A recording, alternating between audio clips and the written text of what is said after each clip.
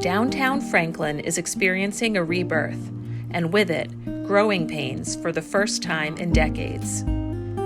Its historic core, listed on the National Register of Historic Places, includes a Main Street, mill yard, and a new whitewater park for outdoor enthusiasts.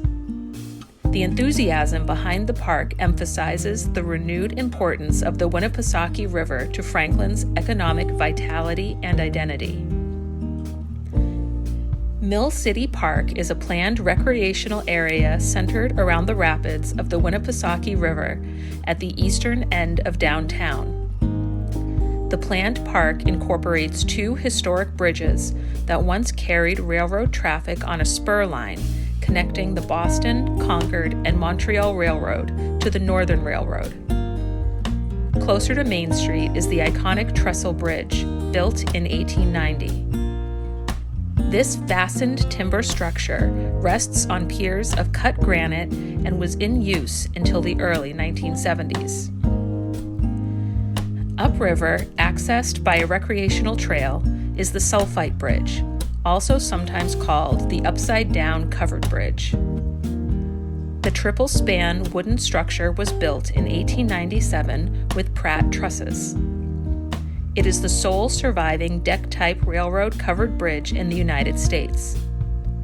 The name sulphite came from the nearby pulp and paper mills, which required large amounts of this material in the manufacturing process.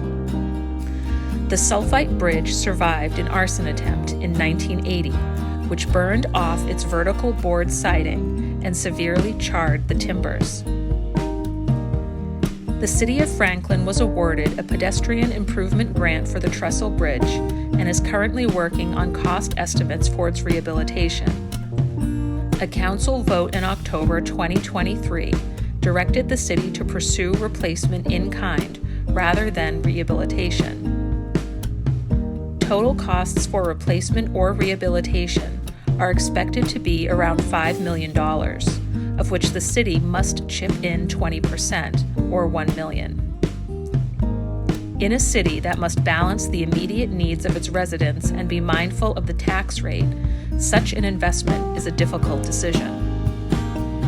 And yet, many in Franklin see the bridges, and especially the more visible Trestle, as landmarks that distinguish Franklin from other cities in New Hampshire and New England.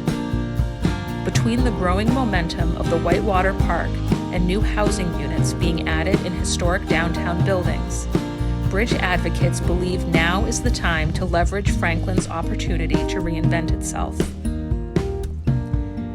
Meanwhile, the Sulphite Bridge, which is owned by the Department of Transportation and individually listed to the National Register, has no plans for rehabilitation yet.